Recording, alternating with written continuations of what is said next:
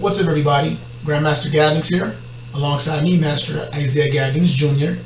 And today we're going to focus on some wall choke defense. We're going to do the one-hand wall choke defense today. Eventually we'll get to the two-hand, but our focus today is going to be on one-hand wall choke defense. Now, it's important to start off by saying that this move is only going to be especially effective if he is actually pushing at me and bearing weight on my neck. If he's just grabbing and holding me, it won't really work very well. But it'll be especially effective if he's actually pushing at me for this wall choke. If you notice, the first thing that I do is I lower my base. Alright, that way I can get my hips up underneath me and I can make sure that my body's all working together in one unit. I open my hand, I'm just going to push right at the wrist and turn my hips all the way towards the wall, and you'll see that he'll fall forward. When I do this move, I like to keep my thumb with my fingers. I call it a monkey grip or power grip. And as I push and I turn my hips, everything works together in one unit, and I like to call it closing the door. So just like I'm closing the door, I'm just going to turn my hips, push, and because he's pushing forward, then he's going to fall right into the wall, and I'm going to prepare for my counter. My counter is going to be an elbow strike, and that's what we're going to get ready to set up for now.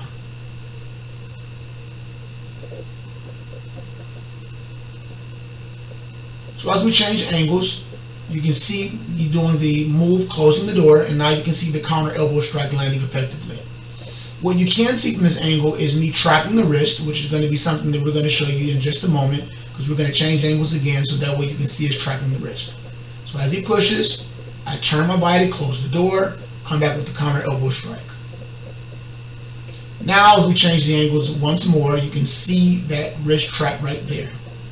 So as we push right at the wrist, always pushing at the inside of the wrist, right where the veins are at, so that way the thumb can just slide right off. I trap the wrist, and then I come back with the elbow. Trapping the wrist is very important in this move because I don't want him to regain his balance or base, pull away from me, or attack again. So I want to make sure that I can get a clean counter. This time we change the angles and we also change the arm, so that way you can see that it works effectively on either side. Alright, so opposite angle, opposite arm, lowering the base, pushing right at the wrist, controlling his wrist now, and then I'm going to prepare to set up or follow up with my counter elbow strike. Like so. It's important to know that because he's pushing forward, just by me doing this move, he may actually fall into my elbow. That happens a lot. Person's pushing, bearing weight, I knock the hand off, they fall into the elbow as it goes across. So for training purposes, be very careful when doing this move so you don't injure your partner. Lowering the base, pushing the wrist, trapping, and counter elbow.